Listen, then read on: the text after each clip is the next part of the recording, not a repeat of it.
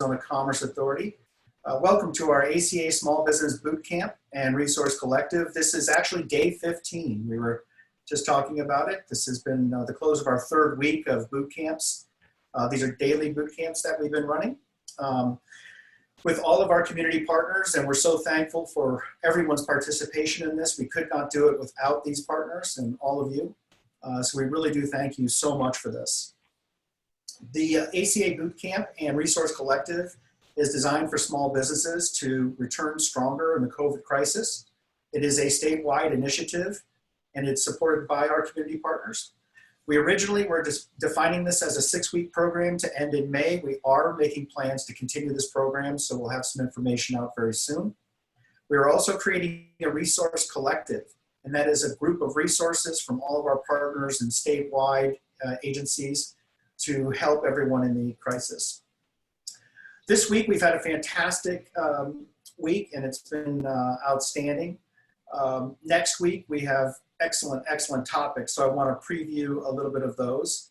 On Monday, we're going to have HR and personnel considerations for reopening and returning work. This is a very important session. It will be held by one of our partners, the legal counsel, and also HR expert for hiring, rehiring, furloughing, and all of the things that we need to consider. On Tuesday, we're doing a scaling back up, reinventing your business for the post-COVID world. This will be presented by Chris Ronzio from Trainial. He runs a small business, owns a small business, and also sells, and his clients are small business. So this is a really great session.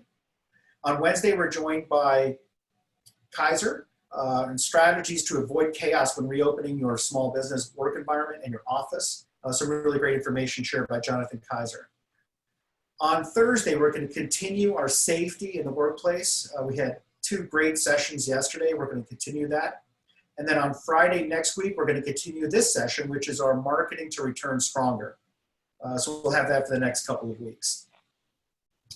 I wanted to introduce Robert Theobald, who has been giving us daily updates on all things CARE Acts and small business in Arizona. He is our Vice President in charge of small businesses and our state's ombudsman. So Robert, if you could give us a quick update. Yeah, a quick update.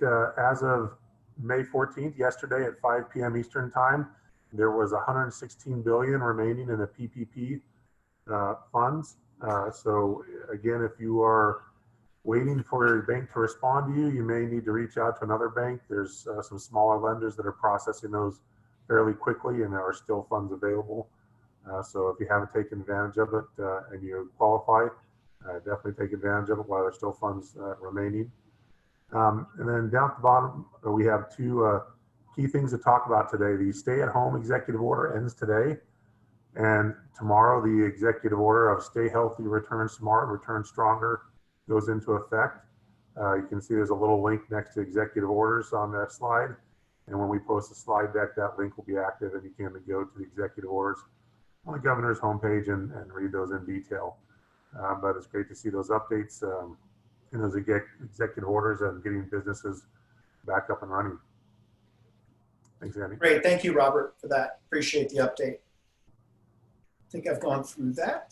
So also we wanted to make sure you leverage all of the different information from the ACA's website and other sites. First of all, highlighting our SBDCs. Thank you so much for all the support. There is phenomenal information on the SBD site, so please do check that out.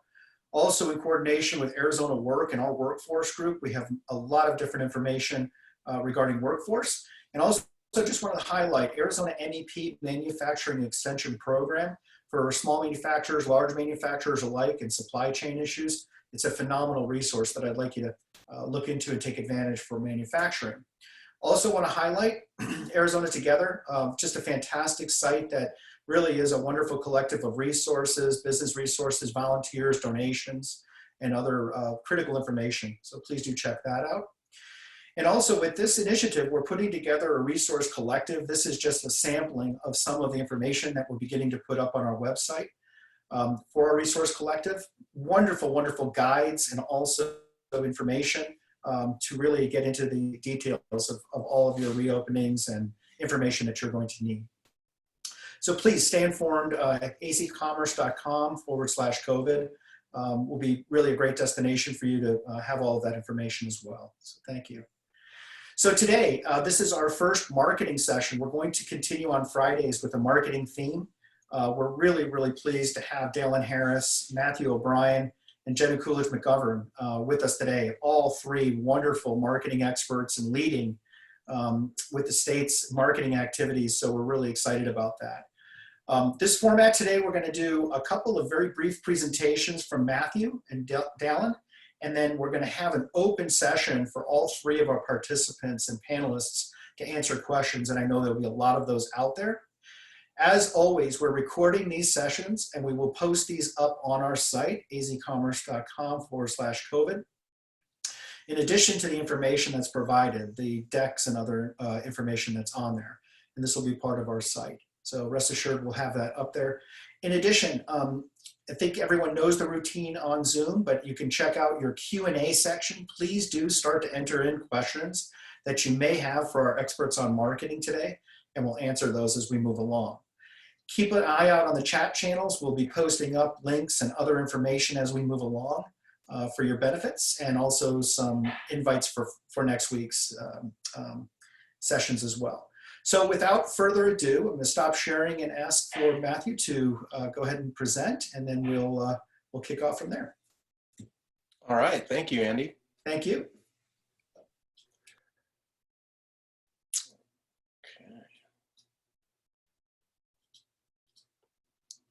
Well, thank you for this opportunity to be a part of this panel and share some insight. And today, the title is Digital Strategies. I want to share some things that I feel are very important for small businesses that they either are missing or just are not aware of. So a little bit about myself. I have a company called Mint Social. We're a digital marketing agency. We help businesses to get found online and survive and thrive. And I think we want to focus on more than just survival, but we want to figure out how to thrive. So we're going to share 3 quick wins, things that are designed to help you find your low-hanging fruit. So there's so many options online to focus on, and with limited resources, I ask this question, it normally is done wrong. What is the most important social channel for your business?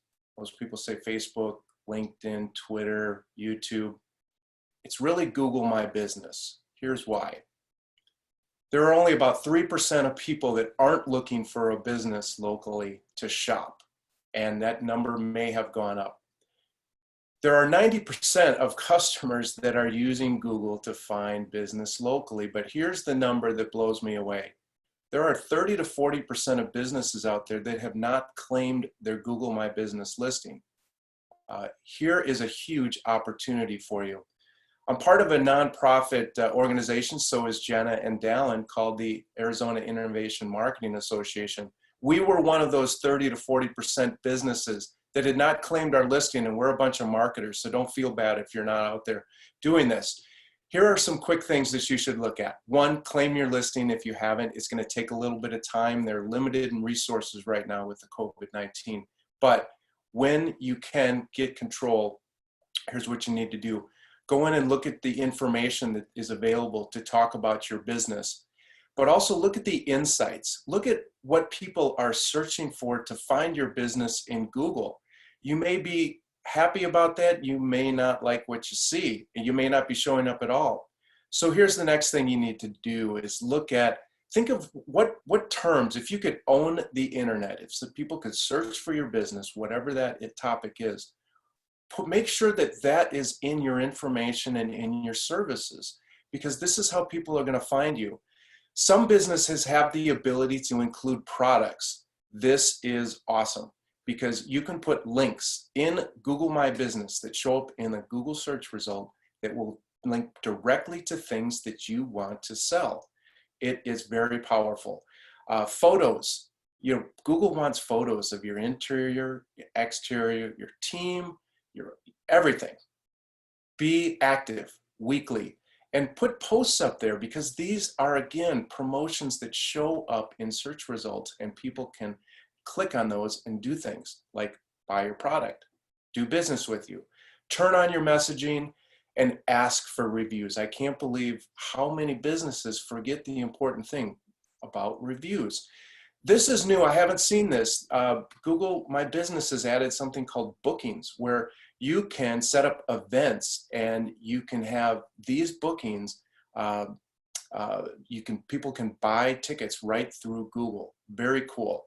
So don't need to talk too much about this. We know that people write reviews and it influences the decisions that people make and what businesses they work with. So here's what a Google My Business, and I'm going to use our nonprofit agency example because we were invisible before, and this is what happened when we took some time and did things right. So if you search for AZIMA, Arizona Innovation Marketing Association, first thing that it happens is if we have events, they're showing up very top and center.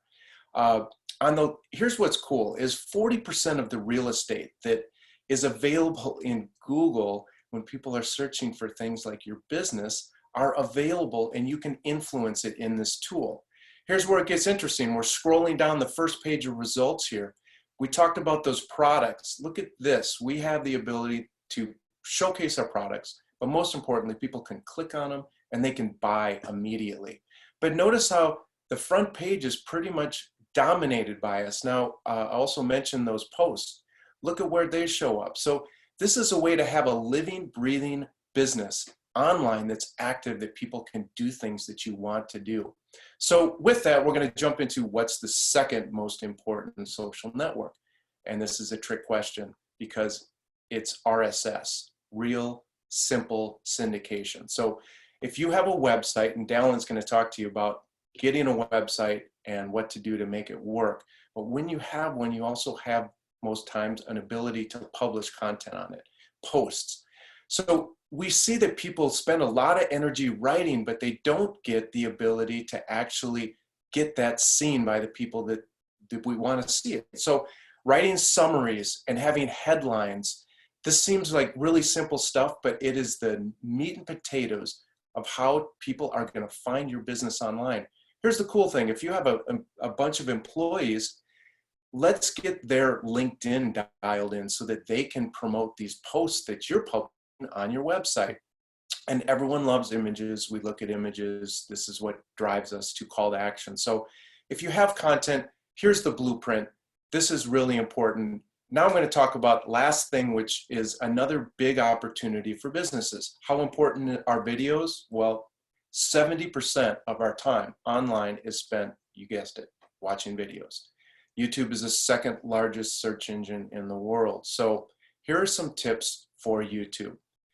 Here's a sad video online. Someone spent a lot of time. It's actually a very good video, but it only has 9 views. And this is typically what we see with businesses. We need a video, we can publish it on our Google My Business, but man, it just is not getting any traction. So how do we do things better? Well, look at this headline, B2B July. I mean, I'm not searching for that, nor are you. So that you can understand why people are not finding this video. We use a really cool tool called vidIQ, which will dissect what you should be putting in, because this video will live online with good content. So if you have a video, I'm going to share a quick blueprint of what to do with it. Publish it on YouTube. If you're not sure what the keywords are, put it in private until you really are ready to launch it. But here's the cool thing. You can take a short version of that video, or you can publish the exact same video on all of these other channels. Now you kind of know what the terms and topics are because you've updated your Google My Business. So you want to publish this video not in just YouTube, but on your blog. We're linking these headlines. We're using our social media. We're using all of our employees and their LinkedIn accounts to also promote this. And all of a sudden you have this internal network that becomes an external network for you. Photos, we love it.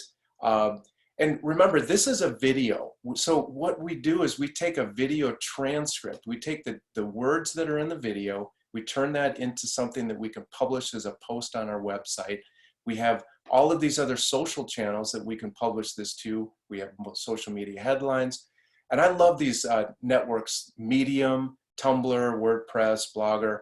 All of these places are additional channels. And a lot of times when a video is really good, we're going to take parts of that transcript and we're going to turn it into a press release.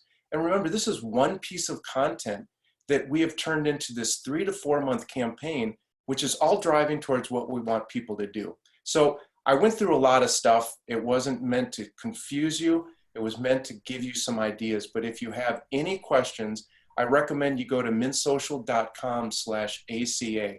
I have 3 tools that will show you exactly what the low-hanging fruit is. There's one of them in particular that I think will give you what I call your 30-day challenge. Figure out where your low-hanging fruit is. We will help you find it. All of these reports are free for you. And with that, I am going to end it here. So cool, Matt. Thank you so much. I think while we're switching over, Dallin, if you can pull yours up, just a quick question or maybe clarification. Can you speak to the costs associated with all of the things you just showed us? Yeah, absolutely. Well, you know, the cost of Google My Business, I'm having some trouble getting this back here. Come on. The cost is 0. These are all things that are free. Google My Business is free. YouTube is free. Having a blog, typically syndication, which is what Dallin's going to talk about. Most websites have these capabilities built in, but this is a model that's free. It just takes hard work, a little bit of work and effort, and man, it makes a big difference. That's so awesome, Matt. I mean, one of the main questions that we've been receiving over the last few weeks is how do we do this in a really tight budget or limited or no budget? What can we do to get out there? So that's awesome. Thank you so much. Dallin, please take it away. Okay. Good to be with you guys. I'm always honored to be with small business owners. I am a small business owner. I know what many of you are going through. These are tough times, but you're the lifeblood of America, and my hat's off to you. I hope I can share something of value with you today. I've been building websites for 15 years. I've built hundreds of them. My company's built hundreds of them, including folks like the Super Bowl and the Make-A-Wish Foundation, and a countless number of smaller, attorneys and medical providers and hospitality folks, retail folks. So quite a smattering of websites that we've built. And as you rebuild your business from this whole COVID experience, your website will almost certainly play a critical role in that. And so I want to help you make sure it's in ship shape. We're seeing 20 to 30% increases in traffic on average from our clients. Obviously, people are indoors and they're conducting their commerce online. Your website's going to get a lot more traffic. When it comes right down to it, you're likely going to hire someone to help with your website. And I'm not going to pitch my services to you today. We've got plenty of work, thankfully. But I do want to give you some advice on how to get that decision right about who you work with. And my solitary goal today is to help you be successful. So I'm going to assume that most of you have a website. Maybe it's a little on the ugly side. Maybe it's got some inaccurate information.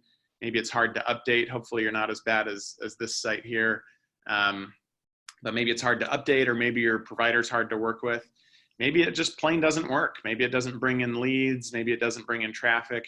Maybe it doesn't convert those folks into customers. So today I just want to talk real quickly about what it is that makes a great website. Why is it so hard to get one, and what you can do about it. So let me start with vision here. I had an experience a couple of years ago. My wife and I were shopping for a new home, and it was funny. We were in the parking lot of the home builder, literally on our phones, looking at the website for the home builder instead of just going into the sales office and talking to someone. Why? Because we didn't want to be sold to. And we wanted to know what we were getting into, and we wanted to see the floor plans and whatnot. And it just kind of hit me in that moment, like, wow, that home builder's website was their salesperson that day. It's where I got my information, where I got armed and whatnot before I went in and had the then second conversation with the salesperson. And that's what I've come to learn, is that a website is your digital spokesperson. It's the digital version of you or of your sales team that's out there talking about your business, talking about your products and services 24/7. It can also be more than that. It helps them come back. It helps them spend more than they maybe otherwise would have because they got excited about something they saw. And it can help you to lower your costs because instead of you having to constantly repeat yourself and provide, huge parts of your service physically, the website can do some of that and help lower costs. We had a client a few years ago who was an RV dealership, RV repair kind of shop. And just to give you a sense of what can happen when you get this right, we overhauled his website. We got him ranking well on Google and some of the things Matt was talking about. And about 2 weeks later, I got a call from him that we needed to shut his website down. And I'm like, what's going on? He said, well, we've had so many RVs come in that we don't have any more room in our parking lot, and we're having to park them out on the street. And the city just sent me a notice that I need to get these guys off the street. So we can't handle any more business right now. That was a fun, it's not usually that good. He was in a particular industry where there was a lot for the taking. But I want you to imagine how your business would be different if your website really did do some heavy lifting for you, if it really brought in visitors, if it really converted those visitors to want to become customers, if it really got them to spend more because they were impressed with how you looked and what they learned, and if it were really able to help you lower your costs. A website, of course, is just a part of your whole online marketing strategy, and Matt talked a lot about this, but your website, in my view, is kind of the cornerstone. It's where, if you have a mobile app, or if you're doing content marketing or social media or marketing automation or organic search, paid media, all of these things in many ways lead to your website. But there are some obstacles to having a good website. And some of the biggest ones are strategy. What I find in working with business owners, and I include myself in this, we don't often know our audience quite as well as we think we do. We think we know why people buy. We think we know what our competition is up to. But if we do a little bit of research and do some digging, we find that what actually motivates people to buy from us is different than we thought. And so that's really where I advocate people start with their website, is better understanding their audience. And you can get some help with that. But at the end of the day, that's what drives conversions on a website. Ability, maybe you're not that creative, maybe you're not that artistic, and that makes it hard to build a website. Programming also is complicated. A lot of the work that's done on these, people go to school for years to be able to do. So that's a barrier. Time. Building a website is one of the biggest disruptions to a small business owner or a small business's schedule. There's just a lot to do. So that can be an obstacle. And then cost. Obviously, again, it's one of the bigger investments that a small business makes.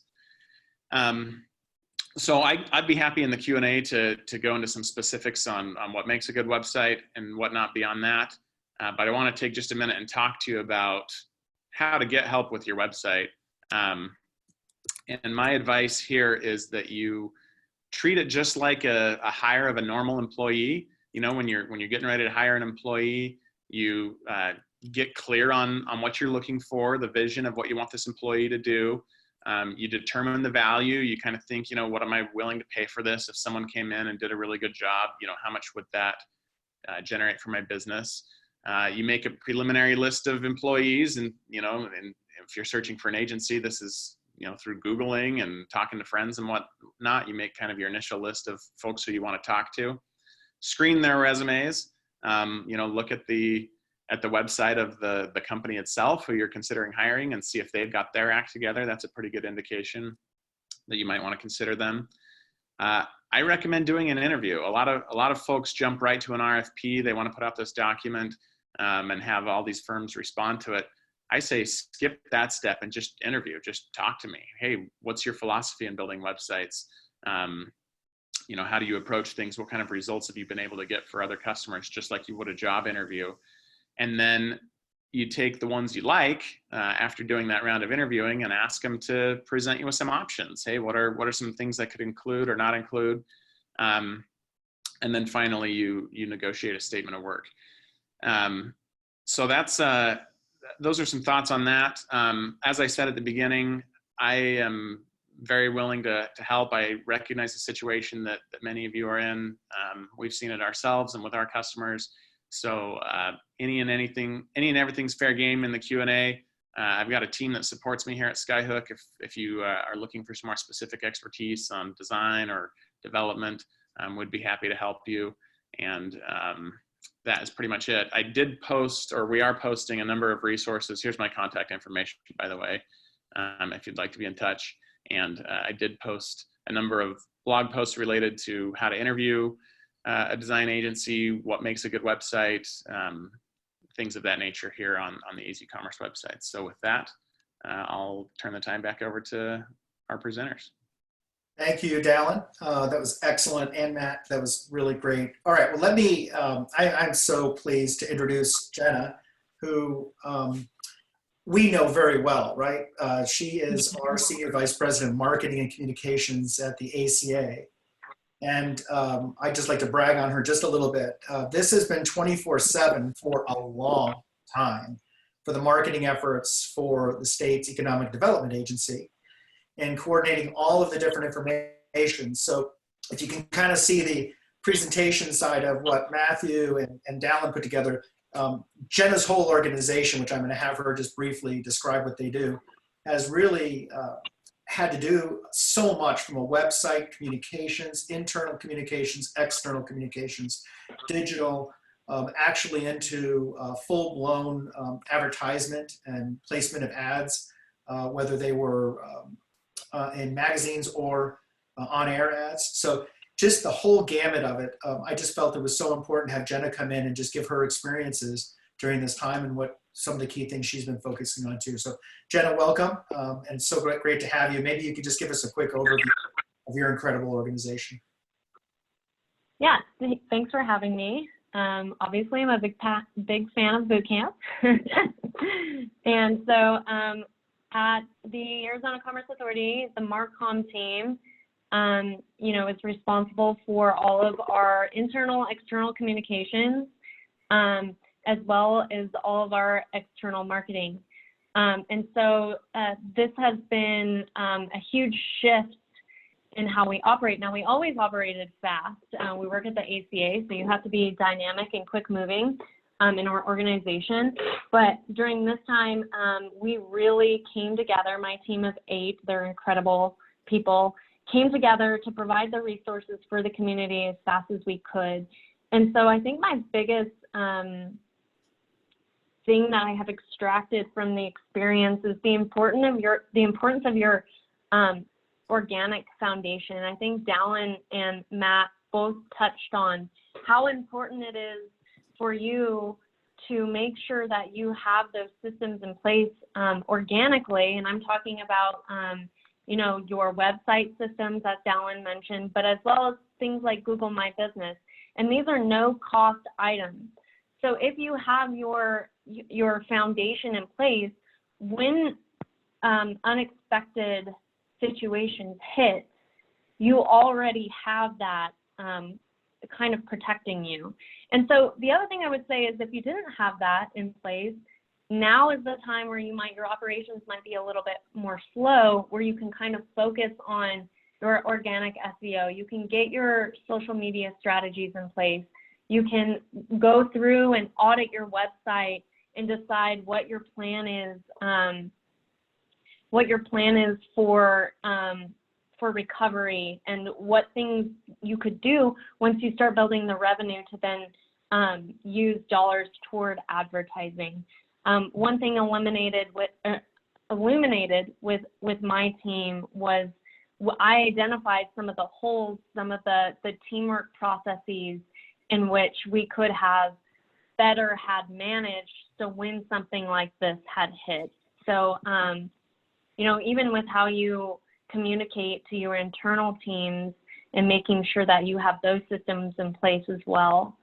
The other thing that I wouldn't neglect is I think social media is always interesting because people either really love it, they're like, oh my God, social media does nothing for me. So you're like either or you're kind of right in the middle, but I sometimes see stark differences between the two. And just for example, like Instagram and Facebook, their on-app activity is way up right now. And so I think if you were to share with your customers, what your plans are for reopening or re-energizing or sharing with them the safety protocols that you're implementing is extremely important, because we're in a place right now where consumer confidence is a little, we don't know, and we're a little nervous, but we're eager. And so I think being transparent and saying, I'm following the guidelines of the CDC, I'm following the guidelines of the Arizona Department of Health Services, OSHA, Department of Labor, and showcasing, using those platforms to showcase what your business or what your operation is doing to make sure that your staff and your customers are safe is extremely important. I know personally, when I see restaurants or, nail salons, barbershops, when I see them sharing the systems that they're putting in place and being transparent and being thoughtful about how they are going to move into the next phase, is important for me to say, okay, I trust this brand, I trust this operation. I know that they're doing what, the governor and what AZDHS is recommending.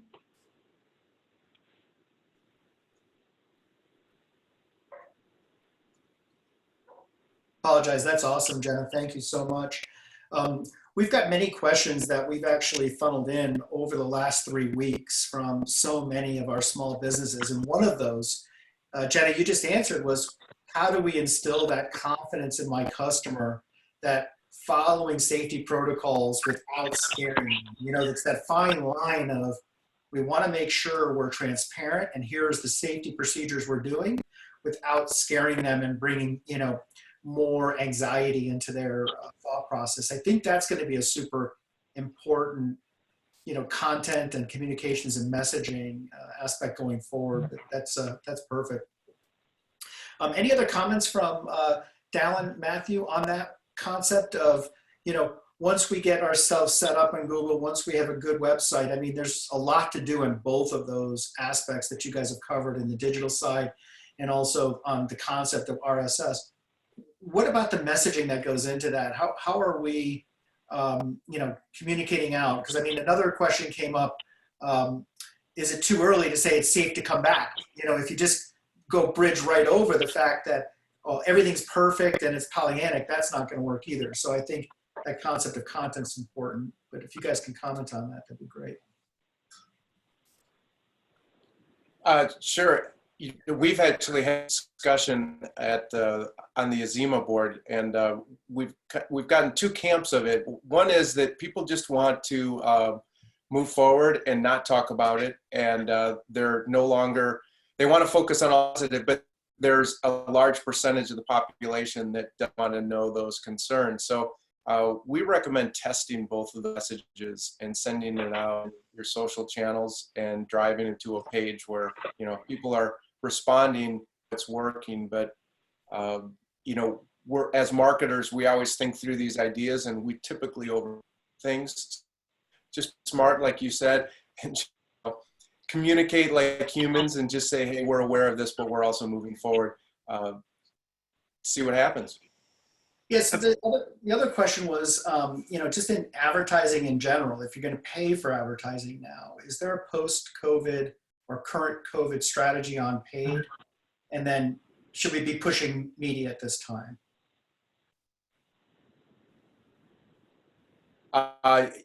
Definitely, that's really a messaging that we've tested, the COVID, especially with home services that people are really concerned with. So surprisingly, the COVID orientated message did not form as well as those that people were just saying, I'm assuming you guys got your stuff together, but putting a message as reinforcement. So in those cases, we put paid dollars to test it out, and the COVID messaging did seem to detract from what people, almost like ADD online. Oh, what was I? Oh, now I'm COVID. That's not what I was looking for. So sometimes market to message matching is best. And if it's something issue, bring it to, as the last thing that they need to maybe think about before they do something. That's interesting. So one of the questions we've received a lot of is it okay to market back to normal message? And what you're finding possibly is that closer to that versus heightened awareness of the current COVID issues. I would agree. That's my experience as well. I think we're all a little tired of the COVID thing, and we want to know that it's there. I assume if you're in business, you've got your act together, you're cleaning stuff. Let's move on and start talking about what it is I want to buy or do. I love that. I really do. I think that's fantastic. So, okay, great. So in terms of deals out there, are there any changes in pricing on marketing, media spend, media buys right now?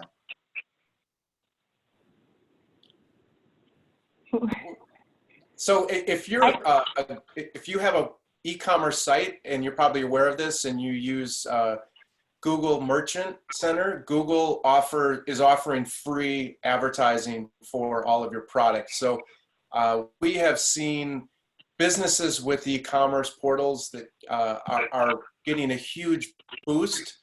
I'm not exactly sure how effective this free ads are, but it's just on top of what you're doing. And so outside of that, advertising in free stuff, I'm not familiar with other things that you can do other than, if you're not advertising, there's a lot of people out there that aren't advertising. So that means there are fewer people advertising, which means that ad spend should be less, depending on the space you're in, or it's less crowded and you could expect better results.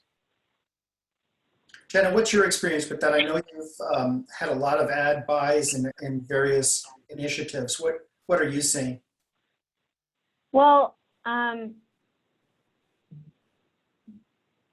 seeing a lot of local companies, a lot of local business solutions, marketing solutions offer either like an extended, like 3 months free, or like I think I saw Keep mention something.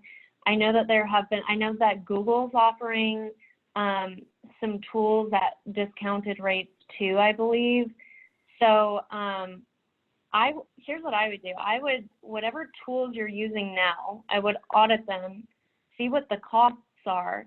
And if you're hurting in some capacity, I would reach out to your vendor and say, are you offering anything? Have you considered offering any, discounts? Or if I wanted to put my account on hold, could I do that without a penalty? Could I do that without because my assumption is that all of these businesses are going to do the same thing you're doing, and they need to understand that, perhaps providing some leniency for their customers will enable their customers to come back stronger when it's time to come back stronger, and when they have the resources to do so. So it's a better brand play too, because then you're building the relationship with that customer. So first I would recommend, if they haven't already communicated, like whatever tools you're using, if they haven't communicated that they're offering some sort of discount, then bring it up with them, bring it up with your salesperson that you work with, because I think people are more thoughtful. Brands are built on people. So I think that would be the first thing I would do. It's awesome. So there's two topics I'd like to jump into. We're talking about it, but it's that concept of paid advertisement or paid media versus earned. And right now, with pressures on the financial capacity of small businesses, can we talk about, and we have dealt with it in this conversation, what are the real key strategies to get right first? And then how would you think about helping small businesses organize their thoughts on what's the first thing to do, the second thing to do, and economically get through this process from an earned versus paid media? I think there's pros and cons to both. I mean, paid media is nice because you turn it on today and you have results today. It can also be very targeted, versus a lot of earned media. It can get out of your hands and it goes where it goes and it gets what it gets. It's a little more viral in nature. But so I like to use paid media a lot for testing and experimenting and getting things going where I need quick turn and also the ability to shut it off. Earned media is a little more creative. I think you got to look for the right story. You got to look for the right opportunity. And certainly those businesses that see that and or their agencies that see that can get a lot more mileage for a lot less money doing it. But those opportunities don't always grow on trees. And also, is there like a noise factor right now where earned media is more difficult to get? Yeah, I would say, I mean, it depends on the space that you're in. The kind of back on the previous comment a little bit, I've been laughing, you know, as I watch TV and every other commercial, it's like during these troubled times, and you know, it's like, stop saying that. Like, you know, I think the opportunity to look like the heartfelt business that really cares is kind of sailed. Like, people are ready to get back to business. Yeah, challenging times, uncertain times, unprecedented times is overused, right? Yeah. One of the challenges with paid advertising is you're making an assumption. There's two things. You're either going to be capturing someone's their data on the social network like Facebook, or you're going to be driving them to a page on your website. And if you're driving people to a page and you're taking them off of a social network, your opportunity goes down if you don't have a good messaging strategy. So we found that, and I've talked to a lot of people about this, and you know, we're advertisers and we do Facebook ads and stuff, but what most people would not disagree with is if you got a post that's killing it in Facebook, doing well and getting attention, put some dollars behind it. It's super easy. It takes all of the thinking out of, you know, like trying to build your custom audience and figuring out, you know, you can expect with something that's working, and you really can't screw it up because you kind of know. And then if that works, you should consider doing more campaigns like it and building a page on your website and, you know, expanding it. But sponsored posts in Facebook are quick wins. They're easy. We've done something that is interesting. If you know exactly who you're looking for, like their job title and the position they're in, you can go into LinkedIn and build a list. And then you can take that list and import it into Facebook as a lookalike audience. And you can take that same message that's in a different audience because you get different data points in LinkedIn. And then you can put that into Facebook, use that lookalike data audience, and it really works well. And you're talking tens of dollars or $50. It's not a big cost, and experiment. Like Dallin said, it's all about testing.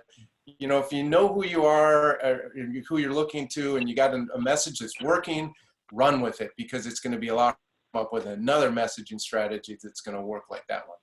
Yeah, that's a huge, huge comment and tip. I want to make sure everyone, and if you could just reiterate that if you post something, it gets a lot of views, sponsor that post in Facebook. It's a very simple process. It's great money at work, not a lot of money.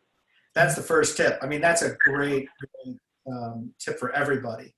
And then the second one, I think, was if you go into LinkedIn and have some activity on it, you could take the LinkedIn data and really basically cut and paste that into the Facebook advertisement group, and then you're going to be able to use that in a different environment.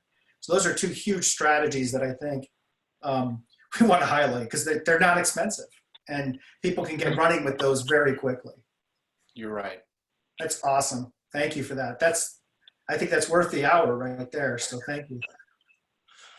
So let's. I want to dig into the Google side a little bit too, Matthew, and maybe hear from Jenna and Dallin on that.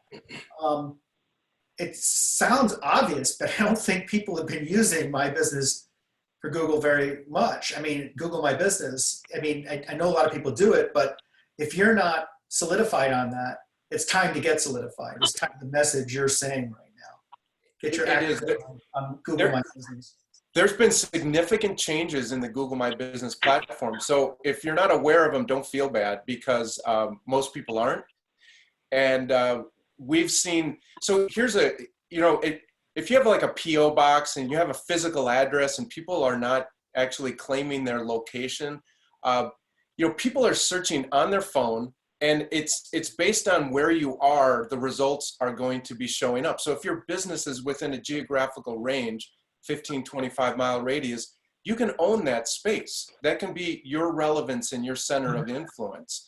And, you know, so if you're going to build a site and Dallin's going to build a site with you, he's going to figure out what terms and topics and how to describe your business and build out pages for it. But at the end of the day, those pages are designed around keywords that people are searching for. So you can take the data, the content that's in your website, cut and paste it, put it in your Google My Business, because 1 out of 2 people searching in Google are never going to go to your website, ever. They're not planning to. They're going to go to your Google My Business listing, or they're going to call you, or they're going to schedule an appointment, or whatever they can do in that cool little area, which is 40% of the real estate in Google. So yeah, if you're not optimizing your Google My Business page, you are missing out. It's my new favorite thing to do. And I've been in the marketing space for a long time, totally geeking out on the things that Google My Business is doing. It's fun and it's easy. And it's really exciting to see the success stories when people are not doing it right. They don't have any content in there. And then they start getting reviews. And that's the big win. It's reviews. If you can start getting reviews, but you can tell your customers, would you mind writing reviews about this sandwich that you really like, or this service that you really like? Don't just write a review that these guys are great. Say specifically what you do and why, and then reply to it. And the momentum that you're going to build for your business, you will be impressed with it. It's awesome. Matt, can I ask you a question really quick? Sure. Sorry, Andy. No, please. I'm thinking about Google My Business and the importance as it relates to restaurants and coffee shops, especially during a time where takeout might be more utilized right now than previously. And I'm wondering what kind of tools could coffee shops and restaurants be loading into my, like, can you put your menus? Can you put, like, what are some ways it can be leveraged for that industry specifically? So there's 2 parts to this, and Dallin, I'm going to let him touch on the structured data, and because there's data that you put into your website that shows up in Google, and that's like your menu, that's your events. I saw that Google My Business now has events, so you can put events in there. So if you're a restaurant, and I would test this out because I haven't tried it, it's this booking thing that they just launched, is you could have an event in your restaurant and say, you know, Friday is going to be Pizza Friday, and we're going to have a band outside, and we're going to be social distancing, and you can come around and just register for it, and it's free. But, you know, so there's an event that you can put on your website. It's going to show up in that cool prime spot in Google. It's going to also show up everywhere else. So those are smart things that you can do. Dallin, do you have other thoughts on being smart with your website and what shows up in Google? Yeah, so the trend that we're seeing here is this. You know, for the first 20 years of the internet, we looked at websites as it was a human with their eyes looking at a web page. But what you have to realize now is that robots are also starting to read the web page, right? And Matt gave a perfect example. The Google My Business infrastructure looks at your website, pulls some information out of it. Maybe it's the hours that you're open. Maybe it's the services you provide. Maybe it's a booking link. It's actually pulling stuff from your website, and the technology that does that, as you mentioned, is structured data to be able to list it. But it's not just Google. Other directories will pull that stuff in as well. So in building the website, we have to keep in mind that others, you know, besides human eyes might be seeing it. And a big one we haven't even touched on is voice search, right? This thing is exploding. And my kids literally, you know, my oldest is 10. She thinks Google is a little black circle. She doesn't know that it's a website. She thinks it's a little thing that you talk to. And in the future, we will say, you know, hey, Google, where can I get my haircut? And it is going and viewing those web pages and getting that information and making that booking for us. And so that's a little bit further down the road, but I think GMB is a great example of this becoming very relevant now. Super important concept that the web page of today is not just a visual one-to-one web page that you're having individuals go to. It's actually one-to-many as this structured data gets out on Google and other avenues. That's super important. And if you have not refreshed your website, it really is time to really consider that. So as you're freeing up budget, as you're prioritizing things, that's why we dealt with this first. It's because you have to get those things in line as you start to move forward in order to build on that. That's right. You know, So a quick tip. Oh, sorry, go ahead. Just a quick tip on that, because that was a great point. If you don't have the budget for a website, you have a website, which is Google My Business. If you don't have a website, you can get a free website in Google My Business. And this isn't a commercial for Google My Business. This is just, we're talking about quick wins. And here's what's cool is if you take all of the data that you need to put into your listing in Google, you will find that data is exactly what you would put on your website. And then so you can start there if you don't have the budget, and then you can see what's working, you can optimize, you can get reviews, and then every morsel of that goodness that you're putting there, you can build a website for. I think building websites are fun, and they're not fun at the same time. And it's because you don't have content, and it's a pain because you're talking about yourself, and, you know, we're told not to be bragging and, you know, blah, blah, blah. But it's a great place. It's training wheels for the big leagues when you really want to do something right. It's incredibly important. Again, so many of the questions have been around in the challenging of budget side right now. How do we go and act? What would be the first things to do? And if you don't have that full-blown budget for the website, start at Google My Business and then move that over as you start to get some budget freed up. And I think this next question is related to that. Dallin, I'd like you to take this one, and then we can have Matt and Jenna weigh in. But our primary audience is the federal government, and we find that it is incredibly challenging to set up our website to address their unique needs. How do we get started and get on track with that? Yeah, so I saw that question, and the advice I'd give there is really the same advice to any industry. You don't start designing a website with graphics. People think that's step one. That's not step one. Step one is to get in and really understand your audience and what makes them tick. Clayton Christensen published this really great framework called the Job to Be Done framework, if you're not familiar with. It's getting in and figuring out, why does someone buy what we buy, and kind of breaking down we call them personas, breaking down the audience into a few different segments. Maybe one's a more senior buyer, one's a more junior. Each of them has a little bit different need and what they're looking for. But it's really an exercise of finding out who's on our website, what do they actually care about, what else are they seeing as they look at my competition, you know, what is it that makes me stand out, and then tooling all of your content and your graphics and everything toward that. Not just the mental reason that they buy, but the emotional reason, which is often a little harder to uncover. But maybe it's, you know, I don't want to get fired by making a wrong choice here, and there's some fear around that. And so the more you can speak to that and connect with folks on an emotional level, just like you would in person, that's the way to do it. So whether it's the federal government or anyone else, you know, understand what your audience is looking for and speak to that.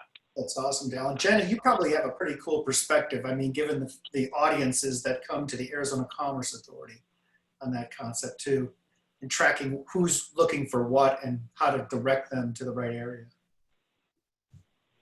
Yeah, I'm going to echo what Dallin says here, is like knowing what your audience would be seeking is first and foremost, like the most important. And as you mentioned in the very beginning, and Matt mentioned this too, is as marketers, you have an idea of how you want your business to be perceived.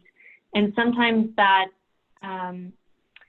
you know, intersects how it's actually perceived. And you need to get these insights and then allow the correct hierarchy. Like the hierarchy on your website is so important. The way that something as simple as how you're putting your navigation together at the very top, like the left to right, like these small nuances are extremely important. And so understanding that and making sure that that categorization is set up is very, very important. Simplified, easy to access, the number of clicks to get, you know, whatever asset it is you're looking for. These are all things that should be considered. But I would dive into a little bit more about that explicit audience and explore what are the challenges and why are the challenges that way.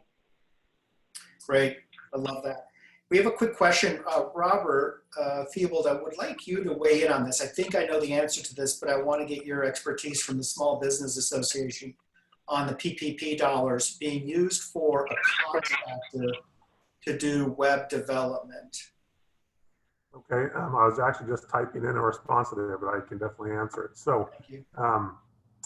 the PPP loan is, first and foremost, it is a loan for your small business. It can be used for small business purposes. However, if you're looking for the forgiveness, the SBA and Department of Treasury spelled out fairly specifically what categories are required in order for the forgiveness portion to take place. But if you're not worried about the forgiveness, it can be just a small business loan that you can use for your business to help fund your business and help its growth and survival.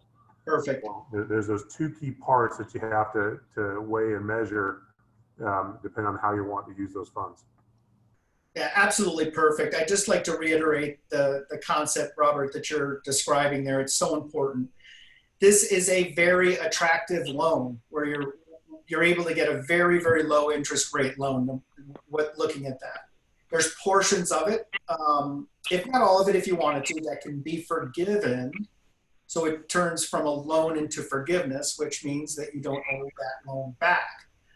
That's how that would work. But if you're looking for capital, you're going to have to analyze what's my return on investment if I were to use a small portion of that to enhance my website, for example. It could be a very large return on your investment, and that loan would be worth it at 1% or whatever the percentage is going to be. So kind of consider that. But the straight answer is 1099s would not be qualified for the forgiveness portion of the loan, but you may want to spend that on those activities anyway, because it's probably, in most cases, a good use of funds. Yep. All right, we have 2 minutes. I want to allow each of our wonderful expert panelists to give some last quick closing remarks and guidance for our small businesses. And we can start with Jenna. Like I said before, I would focus on what organic cleanup you could be doing right now, and really reevaluating simple things like what's your social media strategy, how often are you posting, and I'm going to give Matt the opportunity, since Google My Business is really the shining star of this conversation, to cover that. But those are simple changes that can make huge impacts. Additionally, like I said earlier, I would work with your vendors and see if they're providing any sort of like forgivable opportunities, or if they're letting you kind of put things on pause or negotiate with them. I also think it might be a good idea on this event on the boot camp is to collect some resources of what vendors are offering things at either a reduced or free price. And so I can work with my team to do that. But I know Dallin has a ton of material that we need to post to that page that is super helpful, some checklists and one sheets. And of course, Matt will share his presentation as well, so you can get the nitty-gritty details on Google My Business. But I would say leverage all of those materials that are available now. Thank you. And yeah. Yeah, that's awesome, Jenna. Thank you so much. And just another shout out to Jenna and her entire team, and Tori, for everyone at the ACA marketing side to help us create this boot camp so quickly and the resources behind it. So we really are appreciative of that. Dallin, go ahead and give your last closing thoughts and advice for our small businesses. Yeah, we've talked a lot about the tactics of marketing here. My advice is about reputation and about relationships. There's a whole concept in marketing of your reputation. If you have shown that you cared, if you've reached out to customers and found little ways to help and to serve them, people have long memories on that kind of stuff. And maybe you're not selling them anything today, but you are making an impression on them. And your current customers, you took really good care of them. That's a marketing asset that will pay dividends for years to come, even if it's not bringing in dollars today. That's so great, Dallin. So many models on that. It comes to mind like Nordstrom's would return anything. And I just go back there because I know that they're going to be taking care of me. So that's an awesome, awesome approach. Matthew. The last slide of my deck, I created a website or URL, mintsocial.com/ACA. And there's a one report in specific, if you're a local business, it says start here, that will, I highly recommend you run through it. It's free. It will tell you what's working for you, what's not working for you, but most importantly, what your competitors are doing and what you should be paying attention to.